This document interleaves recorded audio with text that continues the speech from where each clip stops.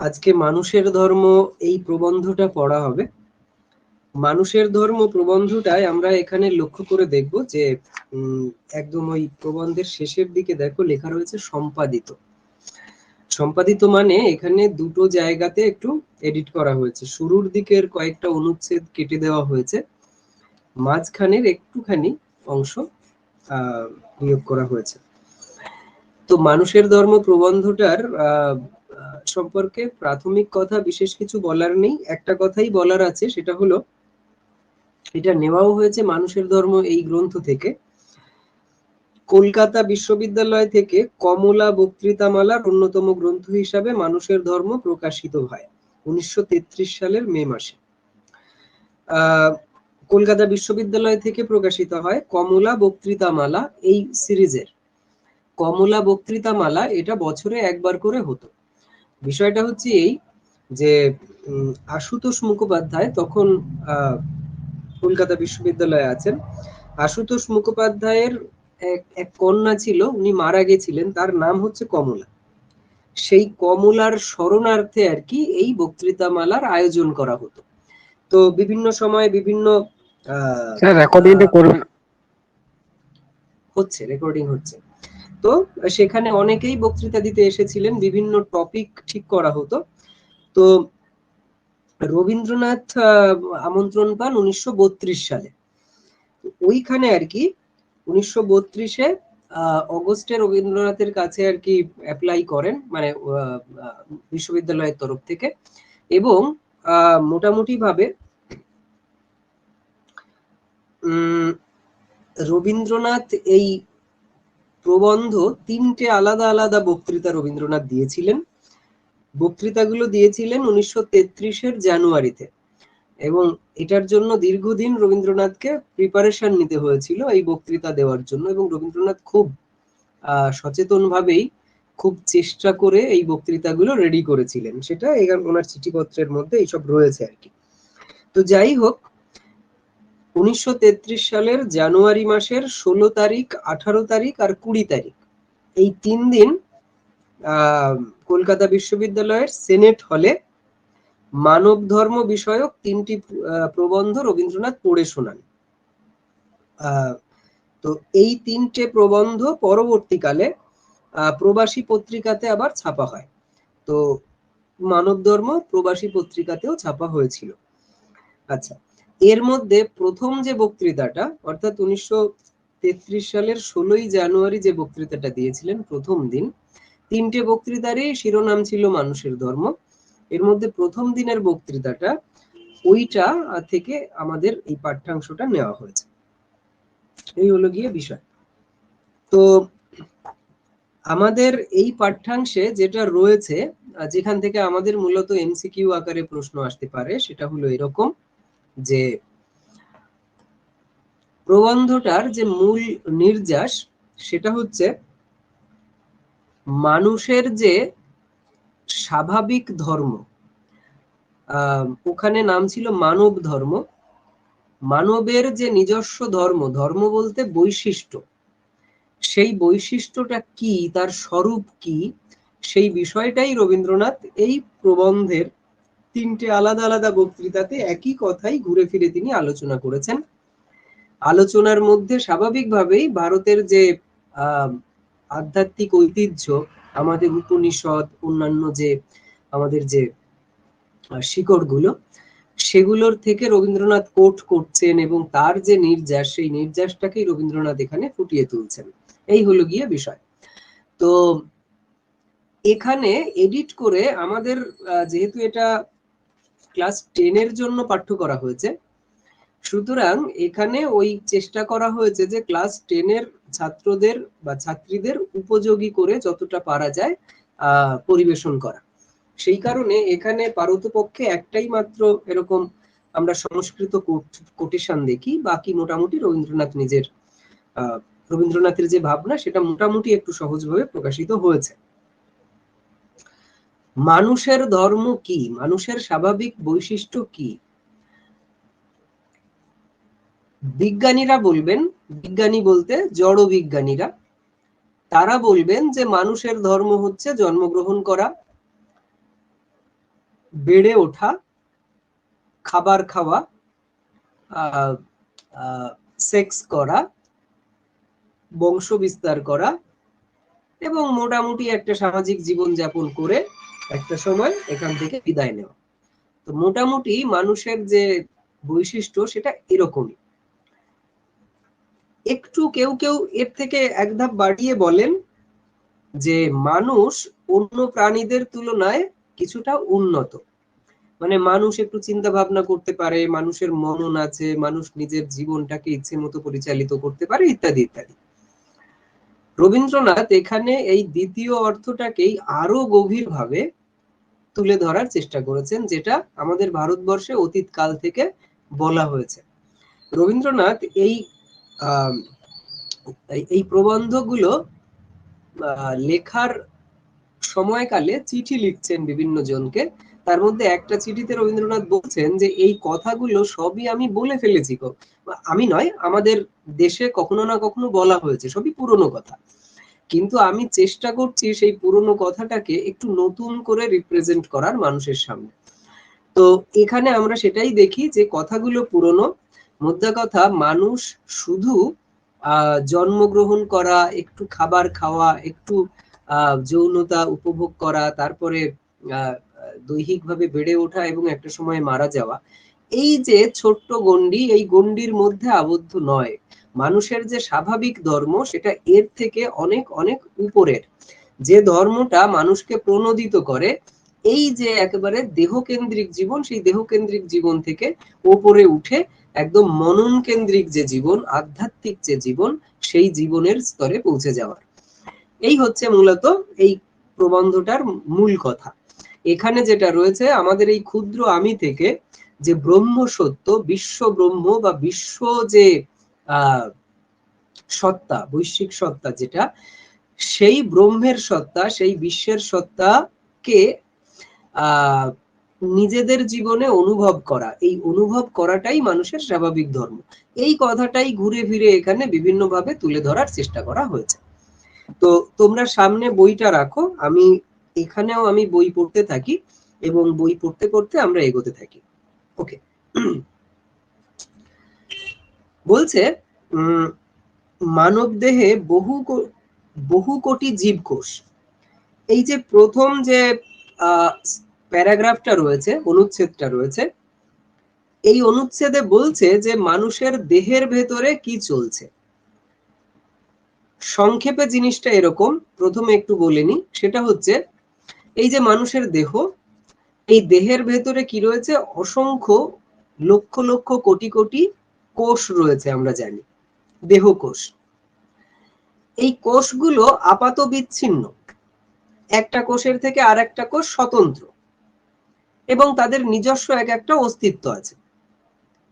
এই কোষগুলো বুঝতে পারে না যে তাদের অস্তিত্ব আছে, কিন্তু যেটা হয় সেটা হচ্ছে এই কোষগুলোর আলাদা অস্তিত্বের ওপরে উঠে সবটা মিলিয়ে এই দেহের একটা আইডিয়া আছে। কোষগুলো আসলে নিজেদের সত্তায় নয়, এই দেহের বৃহত্তর সত্তায় নিজেদেরকে মিশিয়ে দেয়। সেইভাবে আমরা একটা মানুষকে দেহগত মানুষ হিসাবে চিনি। তো একটা মানুষকে আমরা দেহগত যে মানুষ বলে ভাবি, সেক্ষেত্রে কিন্তু আমরা ইন্ডিভিজুয়ালি তার ওই আলাদা আলাদা কোষের গুরুত্ব দিই না। সেই কোষগুলোর নিজস্ব অস্তিত্ব ছাপিয়ে সামগ্রিকভাবে সবটা মিলে একটা দেহ গঠিত হয়েছে, এইটাকেই আমরা অনুভব করি। এখানে সেই কথাগুলোই এখানে সাজানো রয়েছে। বলছে মানব দেহে বহু কোটি জীবকোষ, তাদের প্রত্যেকের স্বতন্ত্র জন্ম, স্বতন্ত্র মরণ। কোষগুলো নিজেদের মতো করে জন্মায়, আবার মারাও যায়। আমরা জানি আমাদের শরীরের অনেক কোষ মারা যায়। আমরা বাইরেও দেখতে পারি ত্বক, আমাদের যে যদি শরীরের থেকে কিছুটা কি বলা যায়, একটুখানি অংশ এরকম আলাদা করে দেওয়া হয়, তার মধ্যে অসংখ্য কোষ থাকে, সেই কোষটা মারা যায়। এরকম। তো বলছে যে মানুষের দেহের বাইরে ভেতরে যত কোষ রয়েছে, সেই কোষগুলো সময়ের সাথে সাথে কখনো জন্মায়, আবার একটা সময় পরে মারা যায়। অনুবীক্ষণ যোগে জানা যায় তাদের প্রত্যেকের চারদিকে ফাঁক, মানে কোষগুলো এক নয়, একটা আর আরেকটা আলাদা, তাদের মাঝখানে একটা কোষ প্রাচীর আছে। একদিকে এই কোষগুলি আপন আপন পৃথক জীবনে জীবিত, কোষগুলো আপন আপন ভাবে জীবিত, কারণ প্রত্যেকটা কোষের নিজস্ব পরমায়ু আছে। একটা কোষ তার পরমায়ু শেষ করে একটা সময় মারা যায়। আমাদের এই গোটা দেহের প্রেক্ষিতে আমরা বুঝতে পারি না যে ওই একটা দুটো কোষ কখনো মারা যাচ্ছে, যেহেতু লক্ষ কোটি কোষ আমাদের শরীরে, সেহেতু আমরা তার মধ্যে একটা দুটো পাঁচটা কোষ মারা গেলে আমরা টের পাই না, সেটা বলছে। আর একদিকে তাদের মধ্যে একটা গভীর নির্দেশ আছে। একদিকে তারা ইন্ডিভিজুয়াল হিসাবে কেউ মারা যাচ্ছে, কেউ জীবিত হচ্ছে, কেউ আবার এইভাবে চলছে, এটা একটা দিক। আর একটা দিকে তারা সামগ্রিকভাবে একটা কিছু করে। বলছে একটা প্রেরণা আছে, একটা ঐক্য তত্ত্ব আছে, এই সবগুলো কোষ মিলে একটা ঐক্যের ব্যাপার রয়েছে, সেটি অগোচর পদার্থ, সেটা চোখে দেখা যায় না। কোষগুলোকে আলাদা আলাদা ভাবে যতই কাটাছেঁড়া করি দেখতে পাবো না যে এই কোষগুলো সবটা মিলে একটা অস্তিত্ব, এই সবটা মিলে তাদের ভেতরে যে একটা সত্তা, সেইটা আমরা দেখতে পাই না, অনুভব করা যায়। সেই প্রেরণা সমগ্র দেহের দিকে। যখন আমরা গোটা দেহের কথা ভাবি বা বলি, তখন আমাদের ওই সমগ্রতার ভাবনাটা আসে। সেই ঐক্য সমস্ত দেহে ব্যাপ্ত, এই গোটা শরীরটা, এই গোটা দেহটা মিলে সেই ঐক্যটা বিরাজ করছে। কোষগুলো নিজের নিজের মতো করে ইন্ডিভিজুয়াল ঠিকই, কিন্তু তারা সবটা মিলে এই দেহটাকেই তৈরি করছে। মনে করা যেতে পারে সেই সমগ্র দেহের উপলব্ধি অসংখ্য জীবকোষের অগম্য। এই যে গোটা দেহের উপলব্ধি, এটা ওই জীবকোষগুলো অনুভব করতে পারে না, তাদের অগম্য, মানে তারা যেতে পারে না, যেখানে গমন করা যায় না, অগম্য। মানে একটা কোষ যে হয়তো আমার পায়ের পাতায় রয়েছে, সেই কোষটা বুঝতে পারে না যে এই আমার মাথার মস্তিষ্কের এখানে কি চলছে, কারণ ওই পায়ের পাতার জীবকোষটার তুলনায় আমার এই মাথার এই জায়গাটা, এর যে দূরত্ব, সেটা অনেকটা এইভাবে তুলনা করা যায় যে আমাদের এখান থেকে লক্ষ কোটি বছরের দূরের যে পথ, সেই পথের দূরত্ব এইরকমই ডিস্টেন্স মনে হয় কোষের আকারের তুলনায়। এই জন্য এখানকার কোষ আমার মাথা অবধি বুঝতে পারবে না যে এখানে কি চলছে না চলছে, এটা তাদের পক্ষে অগম্য। মানে এই গোটা দেহের সমস্তটা মিলে যে তারা, এইটার অনুভূত, মানে এইটা তাদের পক্ষে বোঝা সম্ভব হয় না। বলছে অথচ সেই দেহের পরম রহস্যময় আহ্বান তাদের প্রত্যেকের কাছে দাবি করছে তাদের আত্মনিবেদন। কিন্তু কি বলছে, এই দেহের এই যে গোটা দেহ, এই বলছে এই দেহের পরম রহস্যময় আহ্বান, এই গোটা দেহের যে কর্মকাণ্ড, সেটা যেন ওই একটা কোষের কাছে রহস্যময় ব্যাপার। বলছে সেই আহ্বান তাদের প্রত্যেকের কাছে দাবি করছে তাদের আত্মনিবেদন। কোষগুলো যদি ইন্ডিভিজুয়ালি ফাংশন করতে শুরু করে, এই দেহের ভারসাম্য থাকবে না। দেহ বলে যে তোমরা যারা এই দেহের মধ্যে আছো, কোষদের উদ্দেশ্যে বলছে যে তোমরা সবাই মিলে কিন্তু এই আমিটা, অর্থাৎ আমার মধ্যেই তোমাদের অবস্থান, আমার মধ্যেই তোমাদের সার্থকতা। সুতরাং তোমরা সবাই আমার যে আইডিয়া, এই যে গোটা শরীরের যে আইডিয়া, সেই আইডিয়ার একটা খুব সামান্য অংশ, তুচ্ছাতি তুচ্ছ অংশ, সেই জায়গা থেকে তোমরা তোমাদেরকে আমাতে নিবেদন করো। অর্থাৎ তোমরা এই যে ইন্ডিভিজুয়াল কোষগুলো আছো, তোমাদের কাজ হচ্ছে আমাকে পরিপূর্ণ করে তোলা, আমার আইডিয়াটাকে সমৃদ্ধ করা, এই হচ্ছে ব্যাপার। যেখানে তারা প্রত্যেকে নিজেরই স্বতন্ত্র জীবন সীমায় বর্তমান, সেখানে তার মধ্যে রহস্য কিছুই নেই। বলছে কি, এই যে কোষগুলো, এরা যখন এক একটা আলাদা কোষ, তখন তার মধ্যে কোনো রহস্য নেই। কোষগুলো আছে শরীরে, তাদের অল্প একটা ফাংশন, ওই কাজটুকু করে তারা একটা সময় মারা যায়, এর বাইরে সেই কোষগুলোর আর কোনো রহস্য নেই। বলছে কিন্তু যেখানে তারা নিজের জীবন সীমাকে অতিক্রম করে সমস্ত দেহের জীবনে সত্য, সেখানে তারা আশ্চর্য। বলছে কি, কিন্তু যখন ওই কোষগুলো তাদের নিজেদের স্বতন্ত্র অস্তিত্বের বাইরে গিয়ে এই গোটা দেহের আইডিয়ার অংশ হিসাবে ফুটে ওঠে, তখন তারা কি আশ্চর্য। কারণ তারা ভাবতেই পারে না যে এই এত বড় একটা দেহের অংশ আমি। রবীন্দ্রনাথ এর পরে যেখানে যাবেন এই তুলনাটা দিয়ে, সেটা হচ্ছে এরকম যে আমরা এই মানুষেরা এই গোটা ব্রহ্মাণ্ডকে যদি একটা আইডিয়া ভাবি, এই বিশ্ব চেতনা এটাকে যদি একটা আইডিয়া ভাবি, তাহলে সেই বিশ্ব চেতনার একটা ক্ষুদ্রাতি ক্ষুদ্র অংশ হচ্ছে আমাদের এই ইন্ডিভিজুয়াল মানুষগুলো। তো আমরা যদি আমাদের এই ছোট জীবনের কথা ভাবি, আমরা কি করি? আমরা এই জীবনে জন্মেছি, বড় হচ্ছি, খাচ্ছি দাচ্ছি, একটা সময় ঘুমাবো, একটা সময় বংশ বিস্তার করবো, মারা যাব। কতটুকুই আমাদের জীবন, কতটুকু আমাদের এই জীবনের রহস্য। কিন্তু আমরা যদি এইটা অনুভব করি যে এই যে আমরা এক একটা করে ইন্ডিভিজুয়াল মানুষ, কেউ হয়তো কখনো জন্মাচ্ছি, কখনো মারা যাচ্ছি, এইভাবে সভ্যতা চলছে, কিন্তু এই সমস্তটা জুড়ে অতীত, বর্তমান, ভবিষ্যৎ ব্যাপী মানে বিশ্ব ব্রহ্মাণ্ডের বিভিন্ন কোন কোন ব্যাপী সবটার মধ্যে যে আমরা আছি, এই আমরা নিয়েই, এই আমাদের ইন্ডিভিজুয়াল সবাইকে নিয়েই এই বিশ্ব ব্রহ্মাণ্ডের এই চেতনাটার পরিপূর্ণতা। যখনই আমরা এইটা ভাববো, তখনই বোঝা যাবে যে আমাদের জীবনটা কি আশ্চর্য একটা জীবন। আমাদের এই মানুষের জীবনটা ফেলনা জীবন নয়, এত ক্ষুদ্র নয় যত ক্ষুদ্র আমি ইন্ডিভিজুয়ালি নিজেকে দেখি। এটা কোষের ক্ষেত্রেও আমরা সেই ব্যাপারটাকে লক্ষ্য করি, যে বলছেন কোষগুলো যখন এক এক করে নিজেদেরকে ভাবে, তখন তাদের মধ্যে তেমন কোনো বিশেষত্ব নেই। কিন্তু যখন সেই কোষগুলো লক্ষ লক্ষ কোটি কোটি কোষ যখন এক হয়ে এই গোটা দেহের আইডিয়াটাকে রিপ্রেজেন্ট করে, তখন সেখানে তারা আশ্চর্য যে এত বড় একটা মানব শরীর, তার একটা অংশ আমি, এবং আমাকে নিয়েই এই মানব শরীরের অস্তিত্ব। এই জায়গাতেই ওই কোষটার জীবনটা আশ্চর্যময়। বলছে সেখানে তারা আপন স্বতন্ত্র জন্ম মৃত্যুর মধ্যে বদ্ধ নয়। মানে ওই কোষগুলো হয়তো কয়েকদিন পরে মারা যাবে, তাতে কিছু যায় আসে না। ওই কোষটা এই গোটা মানব দেহের এই গোটা কর্মকাণ্ডের একটা অংশ ভূমিকা রেখে চলে গেল। আমরা যেমন মানুষেরাও তাই করি, আমরা কিছু দিনের জন্য এই পৃথিবীতে আসি, এখানে আমাদের নিজস্ব ভূমিকা পালন করে আমরা এখান থেকে চলে যাই। সেই কথাটাই এখানে বলছেন। বলছে সেখানেই তাদের সার্থকতা, অর্থাৎ ব্যক্তিগত নয়, সমষ্টির মধ্যে নিজেকে বিলিয়ে দেওয়া, সেখানেই তাদের সার্থকতা। বলছে শোনা যায় প্রতি 7 বছর অন্তর মানুষের দেহে এই জীবকোষগুলির পরিবর্তন ঘটে।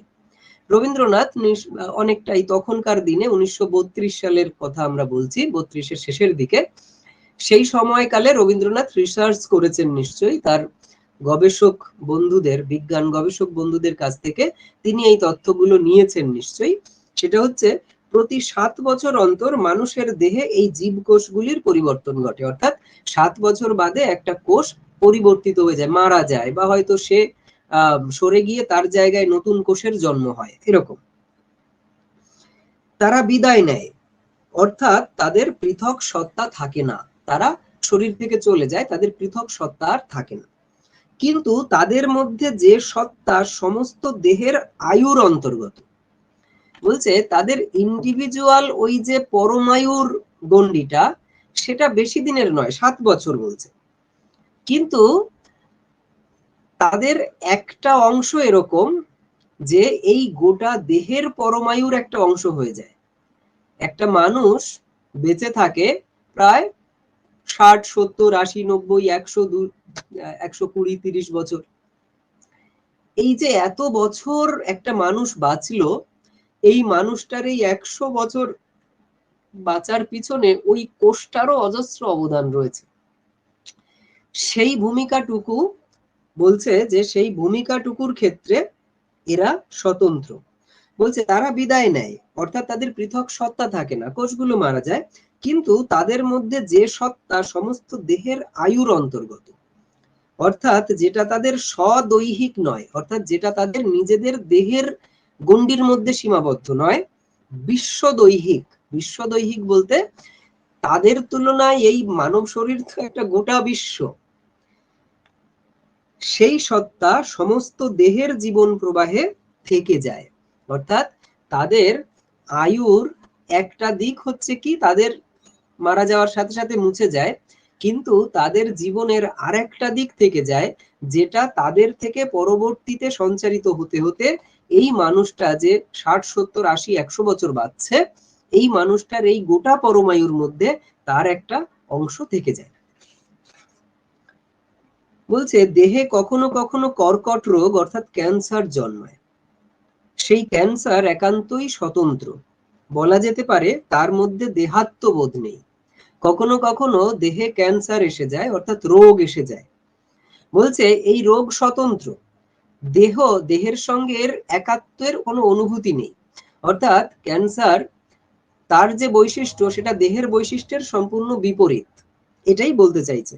সমগ্র দেহের সে প্রতিকূল, দেহের পক্ষে একেই বলা যায় অশুভ। এই গোটা দেহের পরিপ্রেক্ষিতে ওই ক্যান্সারটাকে বলা হচ্ছে অশুভ। আমরা লক্ষ্য করব দেহকে রবীন্দ্রনাথ পরে এসে এই বিশ্বব্যাপী যে সত্তা, সেই সত্তার সাথে তুলনা করেছেন। আর এর যে কোষগুলো, সেই কোষগুলো হচ্ছে আমরা মানুষেরা ইন্ডিভিজুয়াল এক একজন, এর সঙ্গে তুলনা করেছেন। আর এই যে ক্যান্সার কখনো কখনো কি হয়, এই বিশ্ব সত্তার যে যে বিকাশের ধারা, সেখানে কিছু কিছু এরকম মুহূর্ত এসে যায়, কিছু ঘটনা এসে যায়, পরিস্থিতি তৈরি হয়, যেটা তার এই স্বাভাবিক বিকাশের পথে বাধা স্বরূপ হয়ে দাঁড়ায়। সেই পরিস্থিতিগুলোকে, সেই ঘটনাগুলোকে, সেই বিষয়গুলোকে এখানে ক্যান্সারের সঙ্গে তুলনা করা হয়েছে। মানুষের দেহের জীবকোষগুলি যদি একাত্ম থাকতো, তাহলে একদিকে তারা ক্ষুদ্রভাবে আপনাদেরকে স্বতন্ত্র জানত। বলছে আমাদের মানুষের দেহের যে কোষগুলো আছে, সেই কোষগুলোর যদি একাত্ম থাকতো, আত্মবোধ থাকতো, আত্মবোধ মানে এই যে আমি কে, এই বোধটা যদি থাকতো, তাহলে একদিকে তারা ক্ষুদ্রভাবে আপনাদেরকে স্বতন্ত্র জানতো। তাহলে তারা বুঝতে পারতো যে ক্ষুদ্রভাবে তারা প্রত্যেকে এক একটা স্বতন্ত্র সত্তা। আবার বৃহৎ ভাবে নিজেদেরকে জানতো সমগ্র দেহে, বৃহৎ ভাবে তারা নিজেদেরকে সমগ্র দেহের অংশ হিসাবে জানতো। আসলে রবীন্দ্রনাথ এর পরে বলবেন যে কোষগুলো সেটা অনুভব করতে পারে না, মানুষ পারে। এই কারণে মানুষ জানে যে সে ব্যক্তিগতভাবে একটা সত্তা, কিন্তু তার পাশাপাশি সে এই বিশ্ব চৈতন্যের, বিশ্ব বিবেকের, বিশ্ব সত্তার অংশ। এইটা হচ্ছে মানুষের অনুভূতি আছে, কিন্তু এই কোষগুলোর সেই অনুভূতিটা নেই। কিন্তু নিজেদেরকে জানতো সমগ্র দেহে, কিন্তু জানতো কিভাবে? অনুভবে, কল্পনায়। সমগ্র দেহকে প্রত্যক্ষত ও সম্পূর্ণত জানা সম্ভব হতো না একটা কোষের পক্ষে। কেন বলছে এই কথাটা? বলছে যে আমরা যেমন মানুষ, এখানে আসলে দেহ আর কোষকে, মানুষ আর বিশ্ব সত্তাকে পাশাপাশি রাখলে আলোচনা করা সুবিধা হয়। আমরা যারা মানুষ, আমরা জানি, ধরে নি এই আমি, আমার জন্ম একটা সময়, আমার মৃত্যু হবে আর কয়েক বছর বাদে একটা সময়, আমার আগে লক্ষ কোটি বছরের ইতিহাস আছে, আমার পরেও লক্ষ কোটি বছরের ইতিহাস থাকবে। আমি যে ভৌগোলিক এলাকাতে বাস করি, তার থেকে অনেক অনেক দূর পর্যন্ত বিস্তৃত এই বিশ্ব সত্তার অস্তিত্ব। অর্থাৎ আমি কালের দিক থেকেও এই বৃহতের মাঝে খুব ছোট্ট একটু জায়গা জুড়ে আছি, ভৌগোলিক দিক থেকেও তাই। আমি এই এত এত বড় একটা ব্যাপ্তি যার ভৌগোলিক, সেইখানের তুলনায় খুব সামান্য একটুখানি অংশ আমার বিচরণ ক্ষেত্র। অর্থাৎ আমার পক্ষে এই গোটা বিশ্ব সত্তাকে, সবটাকে অনুভব করা কঠিন। আমরা যখন শুধু এই পৃথিবীর কথাই ভাবি, তখন কি হয়, যে আমরা এখানে দাঁড়িয়ে, আমরা পথে প্রবাসেতে সেই পড়েছিলাম, মনে আছে, যে আমরা এই মাটির ওপর দাঁড়িয়ে কতটুকু দেখতে পাই, আমরা আশেপাশের একটুখানি অংশ, এই গোটা পৃথিবীর তুলনায় সেটা কতটুকু। আমাদের অনুভব, প্রত্যক্ষ অনুভব এইটুকুর মধ্যেই সীমাবদ্ধ থাকে। কিন্তু যখন এই পৃথিবী থেকে ওপরে যাওয়া হচ্ছে, ধরে নেওয়া যাক রকেটে করে আমরা মহাকাশে যাচ্ছি, একজন মহাকাশচারী কি দেখেন, তিনি যত ওপরে উঠতে থাকেন তত নিচের দিকে তাকালে তার ভৌগোল, মানে তার প্রত্যক্ষত যে এরিয়া, সেই এরিয়াটা বাড়তে থাকে এবং একেবারে ওপরে গিয়ে একটা সময় তিনি পৃথিবীকে এরকম বলের মতো দেখেন, গোটা পৃথিবীটাই, পৃথিবীর একটা দিক তার চোখে ভেসে ওঠে। কিন্তু আমরা এই যে মাটির পৃথিবীতে ছোট ছোট সত্তা, আমাদের পক্ষে সেই সমগ্রটাকে বোঝা কঠিন, এই বিশ্ব সত্তার, না কালের নিরিখে না ভূগোলের নিরিখে। একই কথা এখানে বলছে রবীন্দ্রনাথ, সেটা হচ্ছে এই কোষের ক্ষেত্রে। একটা কোষ, আমাদের এই দেহে যদি লক্ষ কোটি কোষ থাকে, তার মানে একটা কোষ কতটুকু পরিমাণ। এবার যদি আমার এই পায়ের পাতায় ধরে নিলাম একটা কোষের অবস্থিতি, তাহলে সেই কোষটার পক্ষে এই গোটা দেহটার আইডিয়া করা সম্ভব নয়, প্রত্যক্ষভাবে সম্ভব নয়, অনুভব করা যেতে পারে যদি কোষের অনুভব শক্তি থাকে। আর সেই কোষটা ওই যে বলছে যে 7 বছর মাত্র তার পরমায়ু থাকে, ধরে নেওয়া যায় যদি, তাহলে জিনিসটা কি দাঁড়াবে, একজন মানুষ তো 70 বছর বাঁচতে পারে, তাহলে সেই মানুষটার 40তম বছরে একটা কোষের জন্ম হয়েছিল, যদি এমন হয়, সেই কোষটা ওই মানুষটার 47তম বছরে মারা শেষ হয়ে যাবে তার অস্তিত্ব। সুতরাং ওই কোষটা ওই যে দেহে আছে, সেই দেহটার 40 বছর আগের বিষয়টা তার ধারণায় নেই। আবার এই মানুষটার 10 বছর বা 15 বছর পরের যে মুহূর্ত, সেই মুহূর্তের ধারণাটাও ওই কোষটার নেই। সেটাকেই এখানে বলছেন যে যদি কোষেদের মধ্যে অনুভব, মানে আত্মবোধ থাকতো, নিজের সম্পর্কে অনুভূতি থাকতো, তাহলে তারা নিজেদেরকে অনুভবে জানতো। তারা যে এই সমগ্র দেহের একটা অংশ, সেটা তারা অনুভবের মাধ্যমে জানতো, কল্পনা করে জানতো। মানুষ কিন্তু এই অনুভব দিয়ে জানে, কল্পনা দিয়ে জানে। এখানেই রবীন্দ্রনাথ আসবেন পরে। মানুষ অনুভব করে যে আমি কে। উপনিষদের এখানেই সূত্রপাত হয়েছিল যে আমি কে, এবং তার উত্তরে একটা সময় উপনিষদের ঋষি পেলেন যে আমি সে। এই সেটা কে, সেটা নিয়েই এবার সমস্ত ব্যাখ্যা, একের পর এক বড় বড় শাস্ত্র তৈরি হয়েছে। তো এই যে কৌতূহল, এই যে কল্পনা, এই যে চিন্তন, এইটার জন্যই মানুষ এই বিশ্ব সত্তাকেও অনুভব করতে পারে। বলছে সমগ্র দেহকে প্রত্যক্ষত সম্পূর্ণত জানা সম্ভব হতো না কোষের পক্ষে, কেননা এই দেহ শুধু যে বর্তমানে অধিষ্ঠিত তা নয়, এই দেহে রয়েছে তার অতীত, অর্থাৎ ওই কোষটার অতীত এই দেহে রয়েছে। ওই কোষটা তো নিশ্চয়ই আগে কোনো একটা কোষ থেকে উৎপন্ন হয়েছে।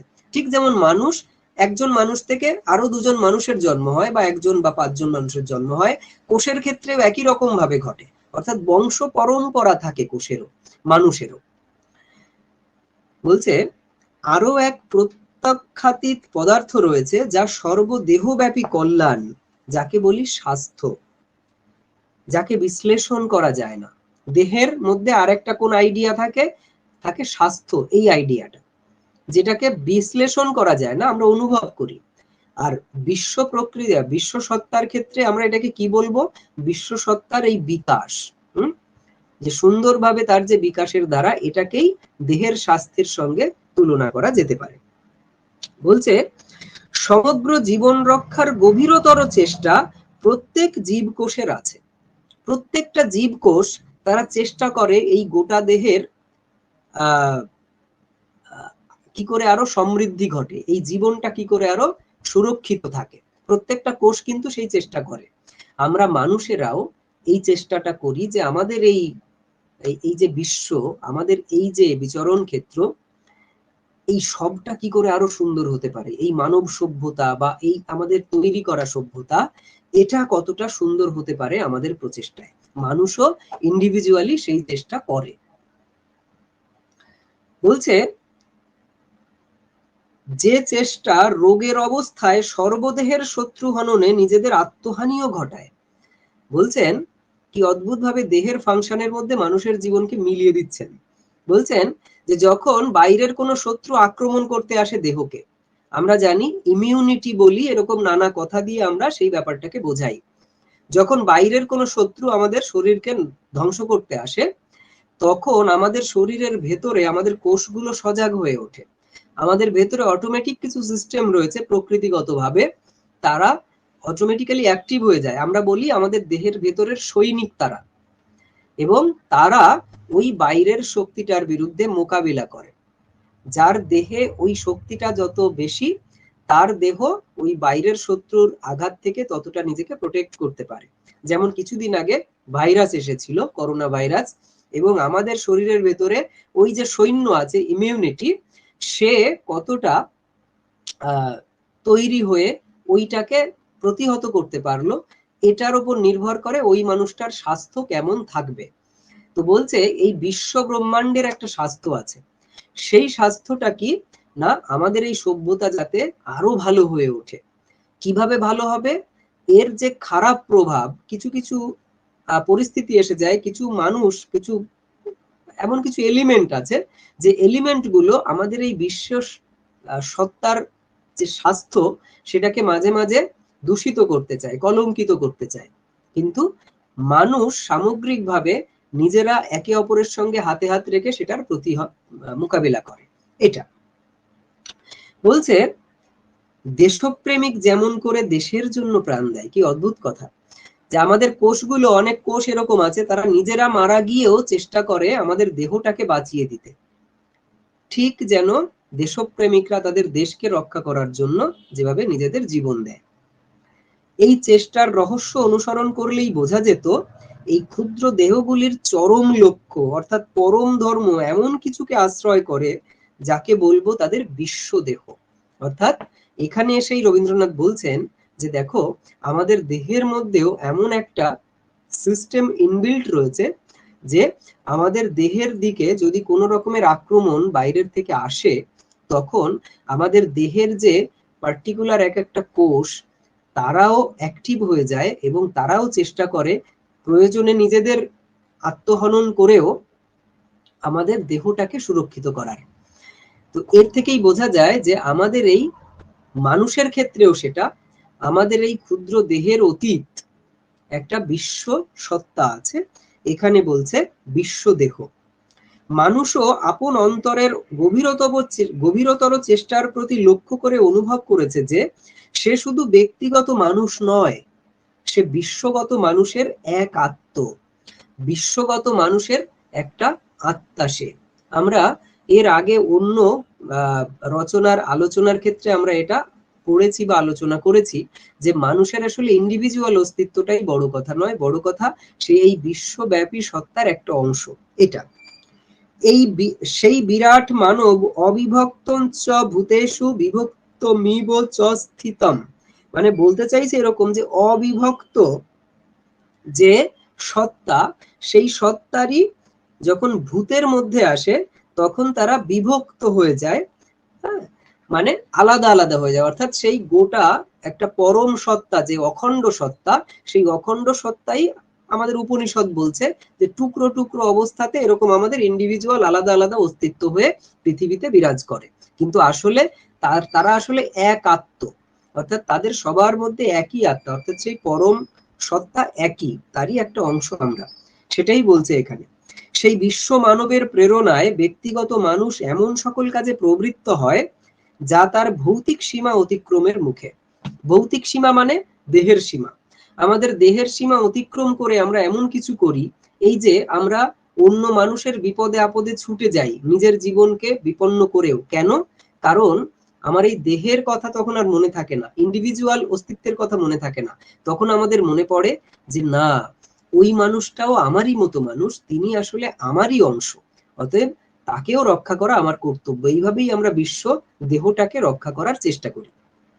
আচ্ছা, বলছে যাকে সে বলে ভালো, বলে সুন্দর, বলে শ্রেষ্ঠ, কেবল সমাজ রক্ষার দিক থেকে নয়, আপন আত্মার পরিপূর্ণ পরিতৃপ্তির দিক থেকে।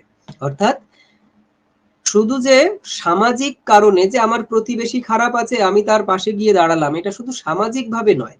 রবীন্দ্রনাথ এখানে বলছেন যে আত্মার পরিপূর্ণ তৃপ্তির জন্য। এই জন্য আমরা লক্ষ্য করে দেখব যে মা তার সন্তানকে কিভাবে আগলে রাখতে চায়। কেন? কারণ ওর মধ্যে মা তার নিজের আত্মাকেই অনুভব করে। আমরা মানুষেরাও যদি এইভাবে অন্যের জীবনে নিজের এই আত্মাটাকে অনুভব করি, তাহলে সেই মানুষটার যে কোনো প্রবলেমে আমি নিজের জীবন বিপন্ন করেও ছুটে যেতে চাইবো। আর সেভাবেই আমাদের এই পৃথিবীটা সুন্দর হয়। বলছে ডিমের ভিতরে যে পাখির ছানা আছে তার অঙ্গ দেখতে পাই ডানার সূচনা, তার অঙ্গে দেখতে পাই ডানার সূচনা। ডিমে বাঁধা জীবনে সেই ডানার কোনো অর্থই নেই, সেখানে আছে ডানার অবিচলিত প্রতিবাদ। এই অপরিণত ডানার সংকেত জানিয়ে দেয় ডিমের বাইরের সত্যের যে পূর্ণতা আজও তার কাছে অপ্রত্যক্ষ, সেই মুক্ত সত্যের সঞ্চরণেই পাখির সার্থকতা। এখানে বলতে চাইছে এরকম যে একটা ডিম থেকে যখন বাচ্চা ফুটে বের হয় তখন প্রথমে ওই বাচ্চাটার শরীরে একটা পাখা গজায়, আমরা জানি ডানা হয়, কিন্তু প্রথমে ওই ডানাটা সে নাড়তে পারে না, সে চেষ্টা করে সামান্য। কিন্তু কেন চেষ্টা করে? কারণ তার ভেতরে ওই ধর্ম রয়েছে। সে বলতে চায়, মানে প্রকৃতি যেন আমাদের বলে দিচ্ছে যে ওই ডানার সন্তরণের মাধ্যমে এই দেহটা যে অচলিত অর্থাৎ স্থবির একটা জিনিস, ওই ডিমের ভেতরে স্থবির হয়েছিল তার জীবন ধর্ম, সেটাই তার জীবনের একমাত্র সত্য নয়। ওই দেহকে অতিক্রম করে, ওই ডিমের স্থবিরতাকে অতিক্রম করে সে প্রাণের ধর্ম বিকাশ ঘটাবে এই পৃথিবীতে, এবং সে ডানা সঞ্চারণ করে সে এখান থেকে ওখানে উড়ে যাবে, চলে যাবে। রবীন্দ্রনাথ এই কথার মধ্যে দিয়ে কি বলতে চাইছেন? যে আমরাও অনেক সময় মনে করি যে আমাদের জীবনটা স্থির, তা নয়। মানুষের স্বভাব ধর্ম কি? গতিশীলতা। মানুষ নিজেকে ছাপিয়ে, এই দেহকে ছাপিয়েও এগিয়ে যেতে চায়, আরো অনেক দূরে উড়াল দিতে চায়। সেটা বলছে তেমনি মানুষের চিত্তবৃত্তির যে ঔৎসুক্য মানুষের পূর্ণ সত্যের সাক্ষ্য দেয়, সেখানেই অনুভব করি তার ব্যক্তিগত স্বাতন্ত্র্য থেকে মুক্তি। সেখানে সে বিশ্বাভিমুখী, সেখানেই সে নিজের দেহটাকে ছাপিয়ে বিশ্বের অভিমুখী। বলছে জীবকে কল্পনা করা যাক, একটা জীবকে, সে যেন জীবনযাত্রার একটা রেলগাড়ির মধ্যেই জন্মায়, বেঁচে থাকে এবং মরে। একটা জীব বলছে জীবনযাত্রার একটা রেলগাড়ির মধ্যে, ধরে নি একটা রেলগাড়ি, সেই রেলগাড়িটা হচ্ছে একটা জীবনযাত্রা। রেলগাড়ি চলতে থাকে, জীবনযাত্রাও চলতে থাকে মানুষের। রেলগাড়ির মধ্যে ধরে নেওয়া যাক সেখানে কিছু প্রাণী রয়েছে, গরু, ছাগল ইত্যাদি ইত্যাদি। আমরা লক্ষ্য করে দেখবো এইসব প্রাণীগুলোর মাথাটা থাকে নিচের দিকে, দেখবে এরকম মাথাটা নিচের দিকে, ওদের মাথা, মুখের যে ঠোঁটটা, দাঁত, মুখ, সেটা দেখবে নিচের দিকে থাকে পশুদের। তো এখানে বলছে তারা ওর বাইরে দেখতে পায় না, তারা ওই মানে রেলগাড়ির ভেতরের যে অংশটুকু, প্ল্যাটফর্মটা, ওটাকেই তারা দেখতে পায়। প্ল্যাটফর্ম বলতে রেলগাড়ির ভেতরের যে পাটাতন, মেঝে, ওই দিকেই তাদের চোখ, তো ওই দিকেই থাকে, তারা ওইটুকুই দেখতে পায়। ওখানেই যদি কিছু ঘাস থাকে, যা কিছু থাকে, ওটাকেই খাবে। রেলগাড়ি বলতে আক্ষরিক অর্থে নয়, জীবনকে এইভাবে তুলনা করা হচ্ছে। জীবনের যে পথ, সেই পথটাকে একটা রেলগাড়ির সঙ্গে তুলনা করা হচ্ছে, যে রেলগাড়িটা একটা নির্দিষ্ট লাইন ধরে চলে, ওর বাইরে যেতে পারবে না। এই বিশ্বটা কত বড়, কিন্তু রেলগাড়ি যেখানে সেখানে যেতে পারে না, ওই লাইন ধরেই তাকে যেতে হবে, ওর বাইরে তার যাওয়ার কোনো জো নেই। এখানে বলছে যে বেশিরভাগ প্রাণীরা এই রেলগাড়ির মধ্যেই জন্মায়, বেঁচে থাকে এবং মরে। রেলগাড়ি মানে জীবনের ওই সংকীর্ণ পথে, এই গাড়ির সংকীর্ণ লক্ষ্য পথে বাধা রাস্তায় চলে তারা। জন্তুর মাথাটা গাড়ির নিম্নতলের সমরেখায়, নিচের দিকে। গাড়ির সীমার মধ্যে তার আহার বিহারের সন্ধান চলছে নিচের দিকে ঝুঁকে। অর্থাৎ ওই গাড়ির মধ্যেই তো প্রাণীরা চলছে। গাড়ি বলতে তাদের জীবনযাত্রা ওই রেলগাড়ির মধ্যে দিয়ে চলার মতো। অর্থাৎ তারা শুধু নিচের দিকে তাকাচ্ছে, যেটুকু ঘাস দেখতে পাচ্ছে সামনে ওইটুকুই খাচ্ছে, এর আশেপাশে তারা পৃথিবীটাকে বুঝছে না। বলছে এইটুকুর মধ্যেই বাধা বিপত্তি যথেষ্ট, তাই নিয়ে দিন কাটে ওই প্রাণীদের। মানুষের মতো সে মাথা তুলে দাঁড়াতে পারে না, জীবনে উপরের জানলা পর্যন্ত পৌঁছয় না তার দৃষ্টি। রেলগাড়ির ওপর দিকে জানলা থাকে, এখানে জানলা বলতে জীবনযাত্রার পথের যে জানলা, হ্যাঁ, সেই জানলার কথা বলা হচ্ছে, যেটা দিয়ে আমরা বিশ্বকে দেখি। আমরা এই ক্ষুদ্র গণ্ডির বাইরেও যে রেলগাড়ি যদি চলছে, তার দুই পাশে যে বিস্তীর্ণ পৃথিবী, সেখানে যে বিস্তীর্ণ মুক্তি আছে, সেই মুক্তিটা দেখার যে যে জানলা, সেই জানলাটার কথা বলা হচ্ছে। আমাদের এই ক্ষুদ্র জীবনের বাইরে যে বৃহৎ আছে, সেই বৃহৎকে দেখার যে উপায়, সেই উপায়টাকেই এখানে বলা হচ্ছে। বলছে প্রাণীরা পারে না, কিন্তু মানুষ পারে। বলছে মানুষ খাড়া হয়ে উঠে দাঁড়িয়েছে। দেখো, মানুষও চার পেয়ে জন্তু ছিল, সেখান থেকে মানুষ খাড়া হয়ে উঠে দাঁড়িয়েছে। মুখটাকে মানুষ সামনের দিকে তাকিয়েছে, ওপরের দিকেও তাকাতে পারে যত খুশি। বলছে সামনে পেয়েছে জানলা, জানতে পেরেছে গাড়ির মধ্যেই সবকিছু বদ্ধ নয়। মানুষ বুঝতে পেরেছে নিজেদের প্রচেষ্টা দিয়ে যে ক্ষুদ্র গণ্ডির মধ্যে জীবন নয়, জীবন এর থেকে আরো অনেক বড়। তার বাইরে দিগন্তের পর দিগন্ত, জীবনের আশু লক্ষ্যপথ উত্তীর্ণ হয়েও যা বাকি আছে তার আভাস পাওয়া যায়, সীমা দেখা যায় না। মানুষ ওই ক্ষুদ্র গণ্ডি থেকে, অন্য পশুদের যে ক্ষুদ্র গণ্ডি, সেই গণ্ডি থেকে মানুষ বাইরে এসে দেখেছে যে সামনে বিশাল বড় উন্মুক্ত প্রান্তর। কিন্তু সেটাকে আইডিয়া করছে মানুষ, কিন্তু সেটাকে পুরোপুরি মানুষ দেখতে পাচ্ছে না। কারণ এই বিশ্ব সত্তাকে আমরা অনুমান করতে পারি, কিন্তু এর সমগ্রটাকে আমরা দেখতে পাই না। বলছে যেটুকু আলো গাড়ির প্রয়োজনের পক্ষে যথোপযুক্ত, বাইরে তারই বিস্তার অবাধ অজস্র। ভেতরে যে আলোটা বাইরের থেকে আসছে, যে আলোতে অন্য প্রাণীরা জীবনের পথ চলছে, মানুষ দেখছে যে শুধু এইটুকু আলো নয়, এই আলোটাই ভেতরে বদ্ধ হয়ে আছে, কিন্তু বাইরে এই আলোর অবাধ প্রবেশ, যাতায়াত। সেই আলো তাকে ডাকে কেন? সেই আলো যেন মানুষকে ডাকছে, তুমি চলে এসো। এই প্রয়োজনাতীত বাইরেটার প্রতি উদাসীন থাকলে ক্ষতি কি ছিল? অন্য পশুরা তো এই বাইরের ডাক, এই সুদূরের আহ্বানে সাড়া দেয়নি। মানুষের না দিলে কি ক্ষতি ছিল? এইখান থেকেই রবীন্দ্রনাথ অ্যাকচুয়ালি তার এই বক্তৃতামালার মূল নির্যাসটাকে বলা শুরু করবেন। বলছে যে দিন তো চলে যেত যেমন চলছে হাজার লক্ষ প্রাণীর, কিন্তু মানুষকে অস্থির করে তুললো যে, বলল তাকে ছাড়া পেতে হবে সেইখানেই যেখানে তার প্রয়োজন নেই। আমরা গুরু নাটকে এটা পাই, রবীন্দ্রনাথের আরো অনেক লেখার মধ্যে আমরা এটা পাই, যে যেখানে তার প্রয়োজন নেই সেখানেই তার যে যাত্রা, সেই যাত্রার আহ্বানেই মানুষের জীবনের সার্থকতা। বলছে যার পরিচয় তার কাছে আজও অসম্পূর্ণ, এই বিশ্বের পরিচয় আজও তার কাছে, বিশ্ব রহস্যের পরিচয় আজও তার কাছে অসম্পূর্ণ। প্রাণ শক্তির অতি নির্দিষ্ট সাম্রাজ্য প্রাচীর লঙ্ঘন করে সে জয় করতে বেরোলো আপন স্বরাজ। নিজের স্বরাজটাকে, নিজের যে স্বরাজ্য, সেই রাজ্যটাকে সে আবিষ্কার করছে। মানুষ বলতে চেয়েছে যে এই ছোট্ট একটা গৃহকোণ, এটাই আমার স্বরাজ নয়। আমার স্বরাজ কোথায়? এই বিশ্বের উন্মুক্ত প্রান্তরে ছড়ানো। এই জয়যাত্রার পথে তার সহজ প্রবৃত্তি তার পক্ষ নেয় না, এই পথে তার আরাম নেই, তার বিশ্রাম নেই। শত শত যাত্রী প্রাণ দিয়ে এ পথকে কেবলই প্রশস্ত করছে, উন্মুক্ত করছে। এই যে বাইরের পথ, বলছে এই পথে তার সহজ প্রবৃত্তি তার পক্ষ নেয় না। প্রাণীর সহজ প্রবৃত্তি কি থাকে? খাওয়া, পড়া, ঘুম, এই তো থাকে।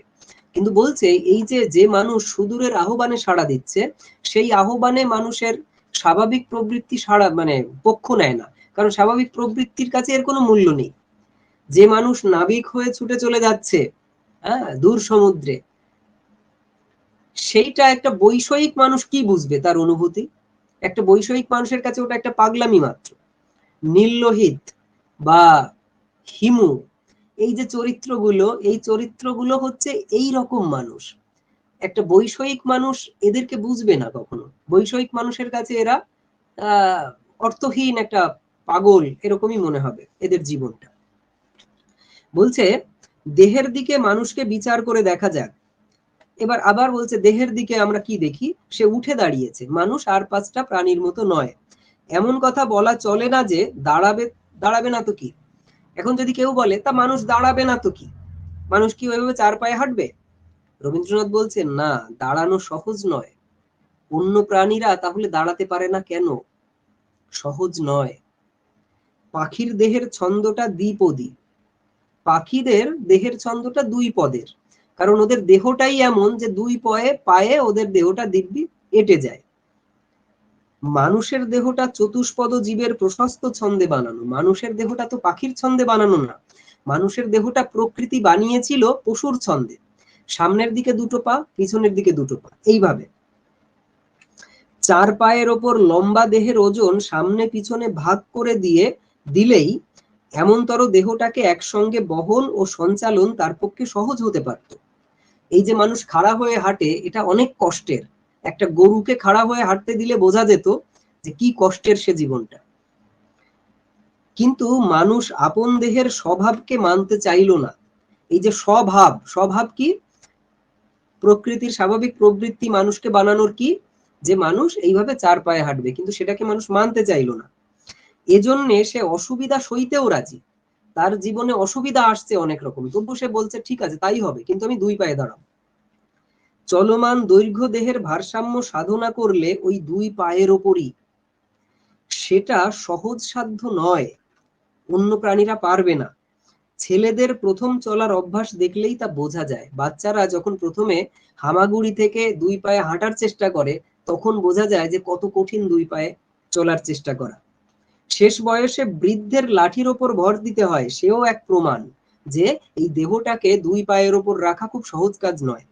এও দেখা যায় চার পেয়ে জন্তু যত সহজে ভার বহন করতে পারে, মানুষ তা পারে না, কারণ দু পায়ে মানুষ সেইভাবে ভার বহন করতে পারবে না। এর জন্য মানুষ কি করলো? বলছে এই জন্যই অন্যের পরে নিজের বোঝা চাপানোর নানা কৌশল মানুষ অভ্যস্ত হলো।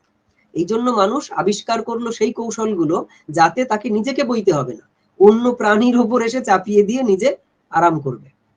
সেই সুযোগ পেয়েছে বলেই যত পেরেছে ভার সৃষ্টি করেছে, তাকে পরিমিত করার চেষ্টা নেই, কারণ মানুষ জানে তাকে ভার বইতে হবে না। এটা মানুষের এই চলাটা যে সহজ নয় তার দৃষ্টান্ত প্রায়ই পাওয়া যায়। ধাক্কা খেয়ে মানুষের অঙ্গহানি বা গাম্ভীর্যহানির যে আশঙ্কা, জন্তুদের সেটা নেই। মানুষ যখন দৌড়াতে দৌড়াতে হঠাৎ কোথাও দুম করে ধাক্কা খায়, তখন তার চিৎপটাং করা অবস্থা হয়। কিন্তু চার পায়ে যে চলে যে প্রাণীগুলো, সেই প্রাণীগুলো খুব সহজে পড়ে যায় না, মানুষের মতো এরকম কাত হয়ে পড়ে যায় না। একটা মিনিট, হ্যাঁ।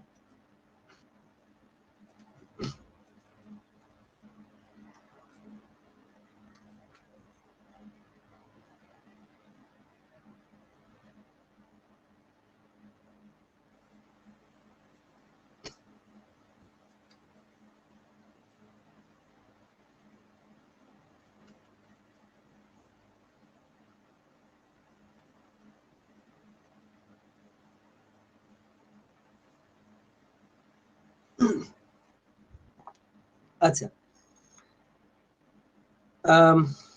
বলছে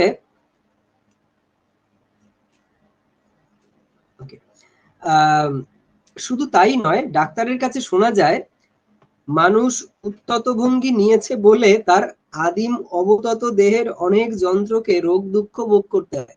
মানুষ এই যে উঠে দাঁড়িয়েছে, উঁচু হয়ে দাঁড়িয়েছে বলে তার অন্যান্য অবনত প্রাণী, মানে এখানে রবীন্দ্রনাথ এই শব্দটা ব্যবহার করছেন, অন্য প্রাণীরা যে নিচের দিকে চলে মানে অবনমিত ভাবে চলে, এই চলাটায় অনেক সমস্যার সমাধান হয়। কিন্তু মানুষ যেভাবে খাড়া হয়ে চলে, এতে নানা রকম শারীরিক দুঃখ যন্ত্রণা ভোগ করতে হয়।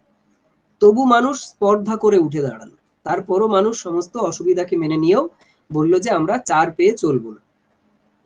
নিচের দিকে ঝুঁকে পড়ে জন্তু দেখতে পায় খন্ড খন্ড বস্তুকে, নিচের দিকে ঝুঁকে পড়ে জন্তু অল্প অল্প জিনিসকে দেখতে পায়, তার দেখার সঙ্গে তার ঘ্রাণ দেয় যোগ।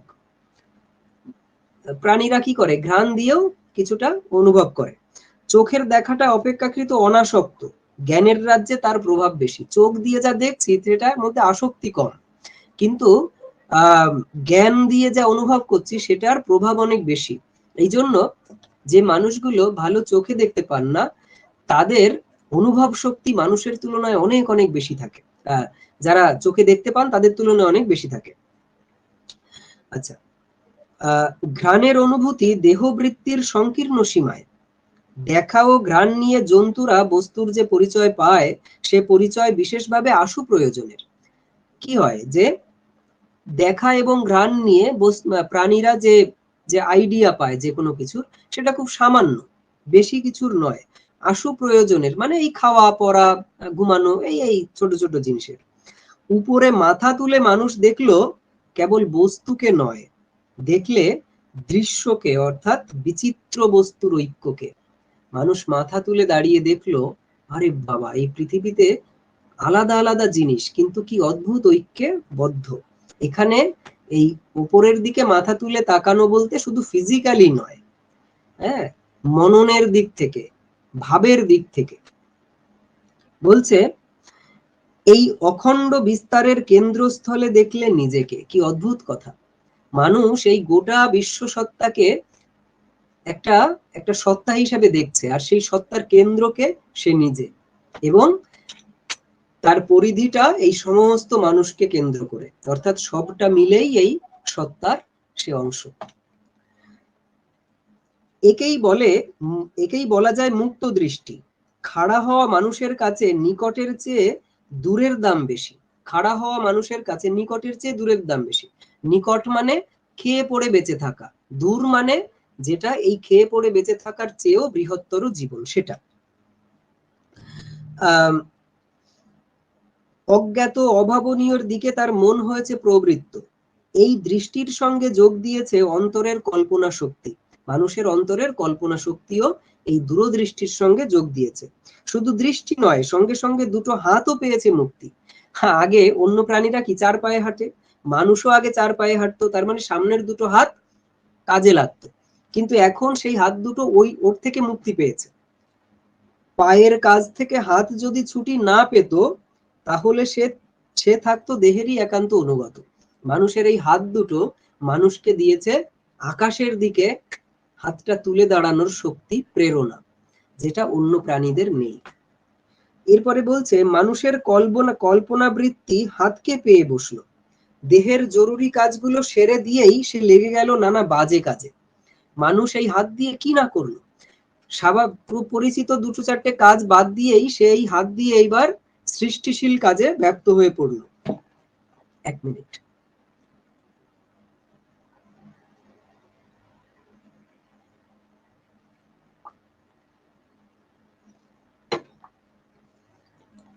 ওকে, আচ্ছা।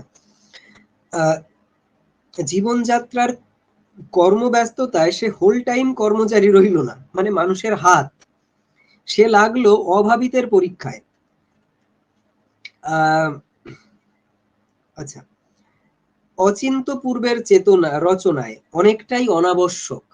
মানুষের যে কল্পনা, এই কল্পনা মানুষকে দিয়ে কি করালো, বলছে যে যেটা অভাবিত, অচিন্তনীয়, সেই জিনিসগুলোর রহস্য সমাধানে মানুষের কল্পনা শক্তি নিয়োজিত হলো, যেটা মানুষের কোনো আশু প্রয়োজনে লাগে না। আশু প্রয়োজন কি? দুটো খাওয়া। এর বাইরে মানুষ আরো অনেক কাজে নিজেকে যুক্ত করে তুলল। কি কি? বলছে মানুষের ঋজু মুক্ত দেহ মাটির নিকটস্থ টান ছাড়িয়ে যেতেই তার মন এমন একটা বিরাট রাজ্যের পরিচয় পেলে, যা অন্য ব্রহ্মের নয়, যাকে বলা যায় বিজ্ঞান ব্রহ্মের, আনন্দ ব্রহ্মের রাজ্য। বলছে মানুষের ঋজু মুক্ত দেহ মাটির নিকটস্থ টান ছাড়িয়ে যেতেই, মাটির টান ছাড়িয়ে যেতেই বলতে এখানে আক্ষরিক অর্থে মাটি বলছে না, মাটির টান ছাড়িয়ে যেতে বলছে যে এই মাটিটা হচ্ছে খুব কাছের। মাটিকে ছাড়িয়ে আকাশের দিকে যত আমরা এগিয়ে যাব, তত আমরা সেই বিরাটের দিকে এগিয়ে যাব, এটাই কনসেপ্ট। বলছে মানুষ যখনই এর চেষ্টা করলো এই ক্ষুদ্র গণ্ডি থেকে বড় গণ্ডির মধ্যে যেতে, তখন সে দেখলো এমন একটা রাজ্যের পরিচয় পেল, যে রাজ্যটা অন্য ব্রহ্মের নয়, অর্থাৎ শুধু খাওয়া পড়ার গণ্ডিতে আচ্ছন্ন নয়। সেইটা কি? বিজ্ঞান ব্রহ্মের। বিজ্ঞান বলতে জড় বিজ্ঞান নয়, বিশেষ জ্ঞান। অর্থাৎ মানুষ এই যে আমি কে, এই বিশ্ব ব্রহ্মাণ্ডের সঙ্গে আমার কি লিঙ্ক, আমার কি যোগ, এই জ্ঞানটার অধিকারী হলো মানুষ। আমাদের জীবনের তাৎপর্য কি, এই জ্ঞানের অধিকারী হলো মানুষ। সেই বিজ্ঞান ব্রহ্মের জগতে মানুষ পদার্পণ করলো। বলছে সেই আনন্দ ব্রহ্মের। আর সেই রহস্যটা যখনই সে সমাধান করতে পারলো, তখনই তার ভেতরে এক অদ্ভুত আনন্দ হলো, সেই আনন্দ ব্রহ্মের জগতে সে প্রবেশ করলো। এ রাজ্যে মানুষ যে কাজগুলো করে, হিসেবি লোক জিজ্ঞাসা করতে পারে এসব কেন। এই রাজ্যে, অর্থাৎ ওই সেই বিজ্ঞান ব্রহ্মের রাজ্যে, সেই আনন্দ ব্রহ্মের রাজ্যে মানুষ যা করে, হিসাবি লোক বলবে এ করার কি মানে আছে। একমাত্র তার উত্তর, আমার খুশি। তখন এই বিজ্ঞান ব্রহ্মের সন্ধান যে পেয়েছে সেই মানুষ বলবে আমার খুশি, তাই আমি করছি। তার বিজ্ঞানে, তার সাহিত্যে, তার শিল্পকলায় ওই এক উত্তর, আমার খুশি। মানুষ যে বিজ্ঞান চর্চা করছে, মানুষ যে সাহিত্য চর্চা করছে, মানুষ যে শিল্প চর্চা করছে, কলার চর্চা করছে, এখানে ওই আমার খুশি এটাই একমাত্র উত্তর। একজন বিজ্ঞানী, তাদেরকেও বলা হয় পাগল, কারণ একটা বিশেষ খেয়াল নিয়ে তারা বছরের পর বছর কাটিয়ে দিচ্ছে।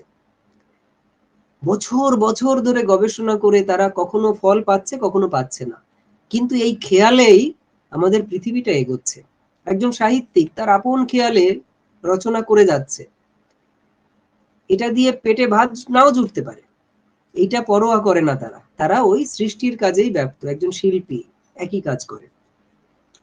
মাথা তোলা মানুষের এত বড় গর্ব, এখানেই মাথা তোলা মানুষের গর্ব, সার্থকতা। জন্তুদেরও যথেচ্ছ খেলার অবকাশ আছে, কিন্তু জীবনে তাদের খেলাটা গৌণ। বলছে জন্তুদেরও অনেক সময় দেখা যায় খেলার অবকাশ আছে অনেকটা। ধরে নেওয়া যাক একটা প্রাণী, গরু, ছাগল, কুকুর, বিড়াল, এদেরও তো অনেকটা এরিয়া আছে খেলার, কিন্তু বলছে এদের খেলাটা গৌণ। কেন গৌণ বলছে? বলছে তাদের খেলাটা প্রকৃতির অনুগত, তাদের জীবনে এই খেলার কোনো মূল্য নেই। একটা কুকুর কোথাও একটা মিউজিক হচ্ছে বা কোনো একটা কিছু হচ্ছে, সেই কুকুরটা হয়তো মাথা নাড়ছে, কিন্তু এটা তার জীবনে বিশেষ কোনো কাজেই লাগে না। তার একটাই কাজ ওই খাওয়া, খেতে পেলে শুয়ে পড়ে, শুতে ঘুম থেকে উঠে আবার খায়, এইভাবেই তাদের জীবন চলে, এটাই মুখ্য। অন্য খেলা গৌণ। আর কি, এই খেলাগুলো অনেক সময় প্রকৃতির অনুগত, তাদের যে প্রকৃতি সেই প্রকৃতিরই অনুগত। কিরকম? বলছে বিড়াল ছানার খেলা মিথ্যা ইঁদুর মিছিমিছি ধরা। বিড়ালরা ইঁদুর ধরে, এটাই তার প্রবৃত্তি। বিড়ালেরা যে খেলাধুলা করছে, সেই খেলাধুলাও আসলে ওই প্রবৃত্তিরই একটা আনুগত্য করা। একটা কুকুরের ক্ষেত্রেও একই, কুকুর ছানার খেলা কি? নিজের লেজের সঙ্গে লড়াই করার স্বগর্জন ভান। কুকুররা এরকম করে, নিজের লেজটাকে এরকম ঘুরে ঘুরে কামড়ায় এবং তার মধ্যে দিয়ে সে একটা গর্জন করে, মানে মনে করে যে ভবিষ্যতে আসলে এটাই তাকে করতে হবে, তার ট্রেনিং হয়ে যায় এইটা। কিন্তু মানুষের খেলাটা এইটুকু নয়, মানুষের খেলা এর থেকে অনেক বড় কিছু। কিন্তু মানুষের যে কাজটাকে লীলা বলা যায়, মানুষের ক্ষেত্রে খেলা বলছেন না লেখক, সচেতনভাবে লীলা শব্দটা ব্যবহার করছেন। অর্থাৎ যা তার কোনো দরকারে আমলে আসে না, কথায় কথায় সেইটি হয়ে ওঠে মুখ্য, ছাড়িয়ে যায় তার প্রাণযাত্রাকে। যে বিজ্ঞানী এই একটা গবেষণা নিয়ে কাটিয়ে দিচ্ছেন প্রায় 20-30 বছর ধরে, তিনি জানেন না যে এর থেকে আদৌ তিনি ফল পাবেন কিনা। তাহলে ওইটা, একজন বিজ্ঞানী যখন কোনো বিষয়ে শুরু করেন গবেষণা, তখন ওই জিনিসটার ধারণাই থাকে না পৃথিবীর বেশিরভাগ মানুষের। তার মানে ওইটা তার আশু প্রয়োজনের কোনো জিনিস নয়, কিন্তু তিনি ভাবেন যে দেখি না চেষ্টা করে। অর্থাৎ এই চেষ্টাটাই তার সারা জীবনের মুখ্য কাজ হয়ে দাঁড়ায়, এটাই হচ্ছে বক্তব্য। সেইটে দাঁড়াই তার শ্রেষ্ঠতার পরিচয়, ওইটার মধ্যে দিয়েই তার শ্রেষ্ঠত্ব, মানুষের ওই কাজের মধ্যে দিয়ে। অবকাশের ভূমিকায় মানুষ সর্বত্রই তার অমরাবতী রচনায় ব্যস্ত। মানুষ যে ফাঁকা সময়টুকু পায়, সেই সময়ে সে তার আপন অমরাবতী, আপন যে কল্পনার জগৎ, সেই জগৎটাকে তৈরি করতে ব্যস্ত। সেখানে তার আকাশ কুসুমের কুঞ্জবন, আকাশ কুসুম মানে অলিক, বলছে সেই অলিকের কুঞ্জবন। আপাত দৃষ্টিতে অলিক শব্দটা এইভাবে আমরা দেখব, কারণ আমরা এরকম ঘটনা শুনেছি যে যখন এরোপ্লেনের আবিষ্কর্তা দুই ভাই, তারা যখন চেষ্টা করতেন যে ওই পাখা তুলে ওড়ার, চিত হয়ে পড়তেন, কাত হয়ে পড়তেন, ধারণাই তো ছিল না। মানুষের তো কোনো কনসেপ্টই ছিল না যে আকাশে ওড়া যায়। তখন মানুষ তাদের পাগল ভেবেছে। এটা তো আকাশ কুসুম একটা ভাবনা ছিল যে হ্যাঁ মানুষ উড়বে, কিন্তু একটা সময় সত্যি মানুষ উড়লো। প্রাথমিক পর্বে এটা আকাশ কুসুম একটা কুঞ্জবন রচনা ছিল তাদের পক্ষে, কিন্তু বাস্তবে সেটাই সত্যি হলো। এইসব কাজে সে এত গৌরব বোধ করে যে চাষের ক্ষেতে তার অবজ্ঞা। চাষের ক্ষেতে তার অবজ্ঞা মানে চাষের ক্ষেত বলতে এখানে লেখক বলতে চাইছেন একেবারে যার থেকে দুটো অন্ন তৈরি হয়, জাস্ট পেট বাঁচে, সেই অর্থে তিনি চাষের কাজকে ছোট করেননি। এখানে আলাদা ভাবনা থেকে রবীন্দ্রনাথ বোঝাতে চাইছেন। অ্যাকচুয়ালি চাষের কাজ রবীন্দ্রনাথ ওরা কাজ করেতে আমরা দেখেছি সেখানে যে রবীন্দ্রনাথ এই যারা চাষি, যারা কৃষক, শ্রমিক, এদেরকেই মহিমান্বিত করছেন। এখানে চাষের ক্ষেত বলতে একেবারেই শুধু পেটের উপায় যারা ভাবে সেই কাজে এরা কোনো গৌরব বোধ করে না। এরা কি করে বলছে, আধুনিক বাংলা ভাষায় সে যাকে একটা কুশ্রাব্য নাম দিয়েছে কৃষ্টি। লাঙলের সঙ্গে তার কোনো যোগ নেই এবং গরুকে তার বাহন বললে ব্যঙ্গ করা হয়। কৃষ্টি মানে কি? সংস্কৃতি। কিন্তু নামটা এমন দিয়েছে কৃষ্টি, যার মধ্যে ওই চাষবাসের ব্যাপার রয়েছে। কিন্তু রবীন্দ্রনাথ বলছেন যে আসলে ওই চাষবাসের সঙ্গে এই কৃষ্টির কোনো সম্পর্ক নেই সরাসরি। চাষবাসে লাঙল ফাঙলের রয়েছে, যেটা পেটের যোগান দেয়, পেটের উদরপূর্তির যোগান দেয়। কিন্তু এখানে রবীন্দ্রনাথ বলছেন যে এই মানুষগুলো যথার্থ কৃষ্টির সাধনা করছেন। যদিও নামটা রবীন্দ্রনাথের মনোপুত নয়, যে এর থেকে আরো সুন্দর নাম দেওয়া যেতে পারত, শিল্প চর্চার, সাহিত্য চর্চার। বলছে, বলা বাহুল্য দূরতম তারায় মানুষের ন্যূনতম প্রয়োজন।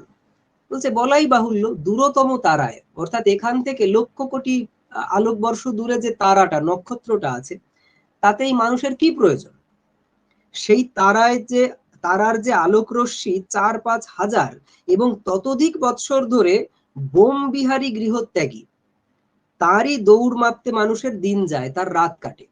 ভেবে দেখো, এই যে বিজ্ঞানীরা পাগলামি করে কোথায় চাঁদে যাচ্ছে, আমাদের চন্দ্রায়ন, চন্দ্রযান চাঁদে গেছিল, মঙ্গলযান মঙ্গলে চলে যাচ্ছে, অন্য দূরের গ্রহে নক্ষত্রে তো যাচ্ছেই অনেক অনেক নাসা বা অন্য মহাকাশ যানগুলো।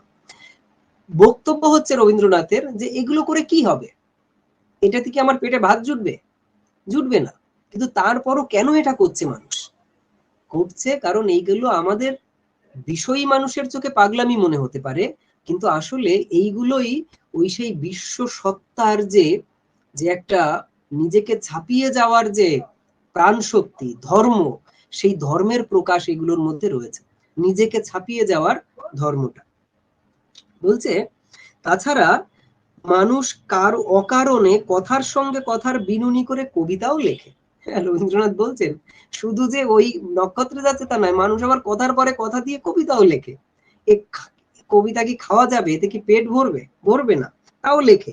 এমনকি যারা আধ পেটা খেয়ে কৃষতনু, তারাও আবার বাহবাও দেয়।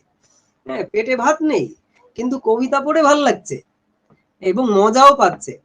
তো বিষয়ী মানুষ বলবে, বেটা তুই মজা পাচ্ছিস, তোর তো পেটে ভাত নেই, তোর তো খিদের যন্ত্রণা হওয়া উচিত, তাহলে তোর আনন্দ হচ্ছে কেন? কিন্তু তারা বলবে যে না, আমার পেটে খিদে কিন্তু আমার মনে আনন্দ। এই আনন্দটা মানুষ পেতে পারে, মানুষের ধর্ম এই আনন্দের সন্ধান করা। এর থেকেই আন্দাজ করি মানুষের অন্যের ক্ষেত প্রকৃতির এলাকায় থাকতে পারে, দেহের দ্বারে পেয়াদার তাগিদে তার খাজনাও দিতে হয়, কিন্তু যেখানে মানুষের বাস্তু ভিটে সেই লাখেরাজ দেবত্র ভূমি প্রকৃতির এলাকার বাইরে। বলছে, এর থেকে আমি অনুমান করছি আগের 2-3টে উদাহরণ থেকে, মানুষের অন্যের ক্ষেত প্রকৃতির এলাকায় থাকতে পারে। বলছে মানুষের যে প্রকৃতি, যেটা আর 5টা প্রাণীর মতোই একটা প্রকৃতি, মানুষও তো একটা পশু, একটা প্রাণী, স্বাভাবিকভাবেই অন্য প্রাণীর যে প্রকৃতি মানুষের ভেতরেও সেটা আছে। বলছে অন্যের ক্ষেত, অন্যের ক্ষেত বলতে দেহগত যে ভাবনার বিষয় সেইটার কথা বলছেন। অন্যের ক্ষেত বলতে যে কাজগুলো করলে মানুষের পেটে ভাত জুটবে, সেই কাজগুলো মানুষের জীবনের সীমাতে আছে, কারণ মানুষকে খেয়ে পরে বেঁচে থাকতে হয়, এটা নিয়ে কোনো সন্দেহ নেই। এমনকি দেহের দ্বারে পেয়াদার তাগিদে তার খাজনাও দিতে হয়। আমাদের এই দেহ বাঁচাতে গেলে পেয়াদার তাগিদে তার খাজনাও দিতে হয়। দেহের যে গণ্ডি, সেই গণ্ডির যে দরজা, সেখানে বসে রয়েছে এক পেয়াদা, সেই পেয়াদাকে খাজনা দিতে হচ্ছে। তার মানে বলতে চাইছেন কি, যে আমরা বলতে পারি না যে আমি না খেয়েও বেঁচে থাকবো, মানুষ বলতে পারে না এটা, মানুষকে খেতে হয়, আর তার জন্য মানুষকে খাজনা দিতে হয়, অর্থাৎ কাজও করতে হয়, এটা কোনো সন্দেহ নেই। কিন্তু যেখানে মানুষের বাস্তু ভিটে, বলছেন যে এই যে মানুষ খাওয়া পড়ার জন্য যা করে সেটাকে বলছেন ক্ষেত খামারের কাজ, অর্থাৎ সেই কাজটা মানুষের বাস্তু ভিটে নয়। বাস্তু ভিটে কি, যেখানে মানুষ অবস্থান করে, যেখানে মানুষের গৃহকোণ, যেখানে মানুষের নিজের জায়গা।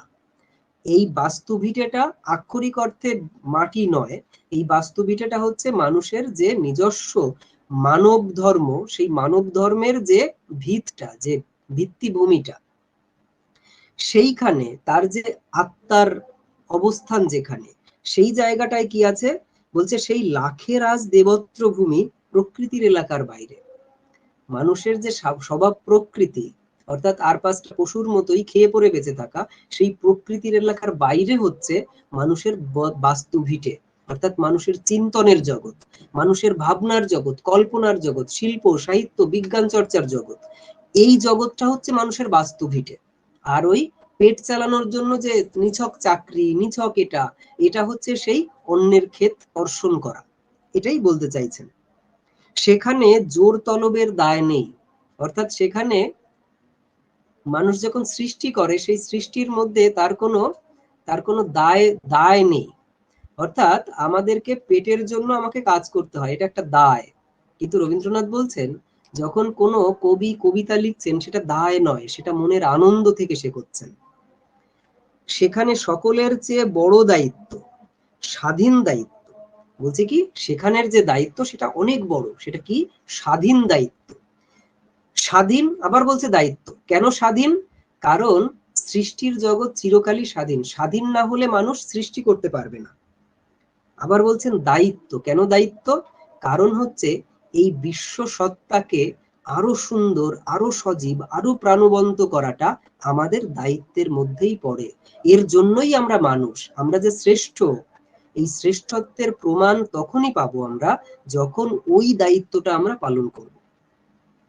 তাকে বলবো আদর্শের দায়িত্ব, মনুষ্যত্বের দায়িত্ব। এই আদর্শবোধ, মনুষ্যত্ব থাকলে তবে এই দায়িত্বটা আমরা পালন করতে পারবো। এই আদর্শের দায়িত্ব, মনুষ্যত্বের দায়িত্ব পালন করেই মানুষ নিজেকে সমৃদ্ধ করে, সার্থক করে।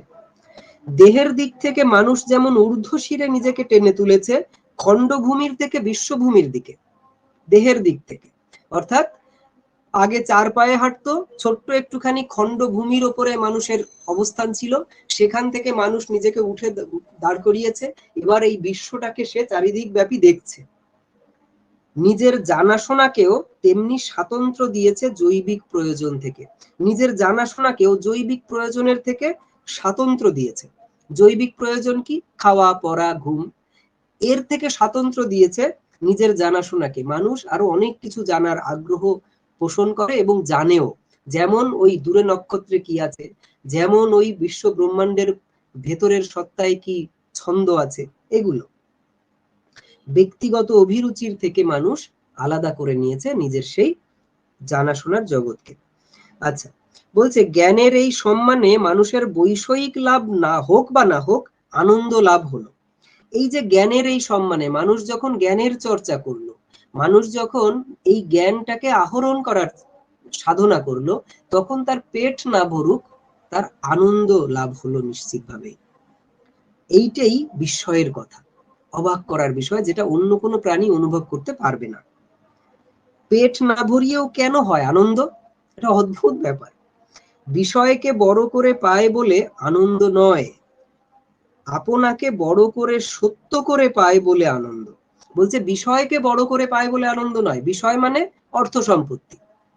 অর্থাৎ এই যে সৃষ্টি করে একটা কবিতা লিখে মানুষ অনেক টাকা পয়সা পায় না, টাকা পয়সা পেয়ে সে আনন্দ পায় তা নয়, আসলে কি আপনাকেই বড় করে সত্য করে পায়, নিজেকে নিজের এই খণ্ডবদ্ধ নিজের থেকে, ক্ষুদ্র নিজে থেকে বৃহত্তর নিজেতে উন্নীত করে সে নিজেকে চিনতে পারে, তখন সে একটা অদ্ভুত আনন্দ পায়।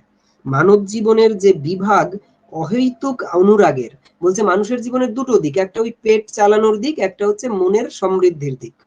বলছে যে দিকটা অহৈতুক অনুরাগের, অহৈতুক মানে হচ্ছে যার কোনো হেতু নেই, যার কোনো কারণ নেই, অকারণ অনুরাগের, ভালো লাগার। যখন কেউ কবিতা লেখে তখন তার অকারণে ভালো লাগা থেকেই কবিতা লেখে। অর্থাৎ আপনার বাহিরের সঙ্গে অন্তরঙ্গ যোগের, নিজের বাইরের সঙ্গে নিজের অন্তরঙ্গ যোগের, অর্থাৎ নিজের বাইরের এই বিশ্ব প্রকৃতির সঙ্গে নিজের ভেতরের যে সত্তা, এই দুটো সত্তার যে মিলন, এই অন্তরঙ্গ যোগের, তার পুরস্কার আপনারই মধ্যে। তার পুরস্কার কি? একটা অদ্ভুত আনন্দ, নিজেকে বিশ্ব সত্তার সঙ্গে এক করে দেখার আনন্দ। সেই আনন্দটা হচ্ছে এই পুরস্কার মানুষের এই সমস্ত প্রচেষ্টাটার। কারণ সেই যোগের প্রসারেই আত্মার সত্য। আত্মা, আমাদের যে আত্মা, সেই আত্মাটা আসলে এই পরম সত্তা, অর্থাৎ এই বৃহৎ সত্তা।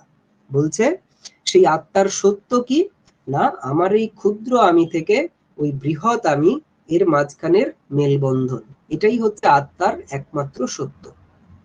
তো এই জীবাত্মা আর পরমাত্মা, এই ছোট্ট সত্তা আর বৃহৎ সত্তা, এর মিলন, এটাই আত্মার সত্য, আত্মার মূল কথা।